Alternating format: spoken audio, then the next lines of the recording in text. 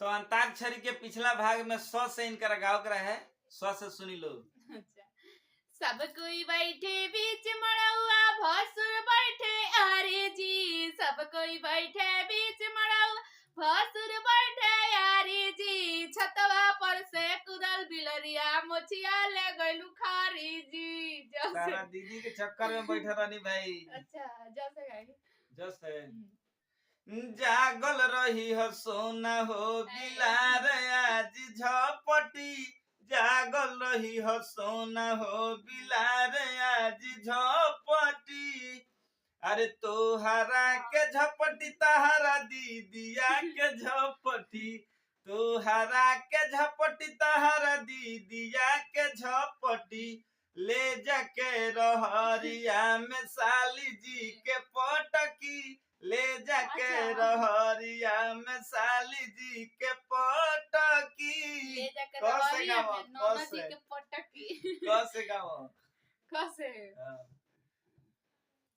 काऊ बने तरकारी बाता के जना, काऊ बने तरकारी बाता के जना, कोहड़ा हमारे ससुर लगता है, कोहड़ा हमारे ससुर लगता है, लौकी लगे ससुरानी बाता के जना, काऊ बने तरकारी बाता के जना।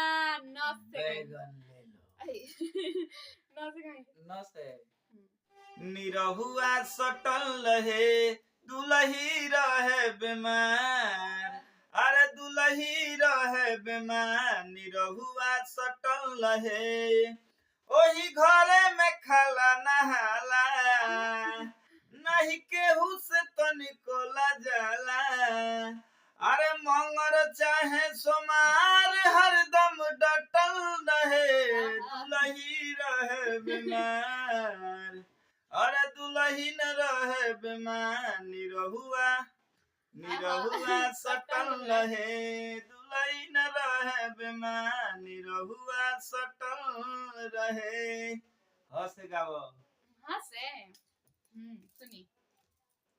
हाँ जी आई रे मारे ला सीटी, हाँ जी आई रे मारे ला सीटी, हमरा नैहर से आइल बाबा रना चिट्ठी, हाँ जी आलू है आलू आलू के चोखा, चोखा खा के डराइवर करेला धोखा। खसे गई ना खसे खाली पेट अइला खाना खूबे खइला, अरे खाली पेट अइला खाना खूबे खइला, दुआरा से आंगन में अइला सामान साले का लइला, सामान साले का लइला। लस सुनाओ। लड़ गई नजरिया दारुगवा से, लड़ गई नजरिया दारुगवा से, सखी कैसे बताई सजनवा से, सखी कैसे बताई सजनवा से, सास जानी जई है ससुर जानी जई है, हमके निकाल दिए घरवा से, हमके निकाल दिए घरवा से, सखी कैसे बताई सजनवा से। अरे बताओ अपन जान के बताओ। सजनवा से समधी जी के मोछिया हेते हेते, हवा में उड़े लागल खेते खेते, अरे समधी जी के मोछिया हेते हेते, हवा में उड़े लागल खेते खेते, उनके दीदिया कहेली कटवाला सोनम छटवाला सोनम, ब्यूटी पार्लर में जाके सेट करालो सोनम, समधी जी के मोछिया हेते हेते, हवा में उड़े लागल खेते खेते।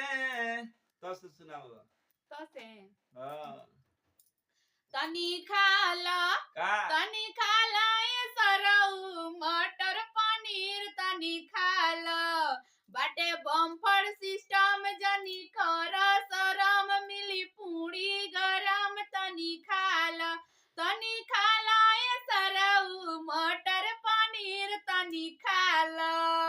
बाबू के बड़ा बढ़िया व्यवस्थित तरु ल से गाई लस है लगन में बुनिया चाप के ही लोले बारू दुनिया हो लगन में बुनिया चाप के पटना हिलौले बारू छपरा हिलौले बारू अरे कोटे हिलौले बारू डीजे पनाच के लगन में बुनिया चाप के ही लौले बारू दुनिया हो लगन में बुनिया चाप के ही लौले बारू दुनिया हो लगन में बुनिया चाप के कैसे सुनाओ तो वीडियो बहुत ही लंबा हो गइल बा एही से वीडियो के एंड करतन जा कैसे हो गइला वीडियो में ई सुनई है अरे के गाना अच्छा लगेला हमार की में इया के कमेंट में जरूर बताएम लो कमेंट में बताइए कमेंट में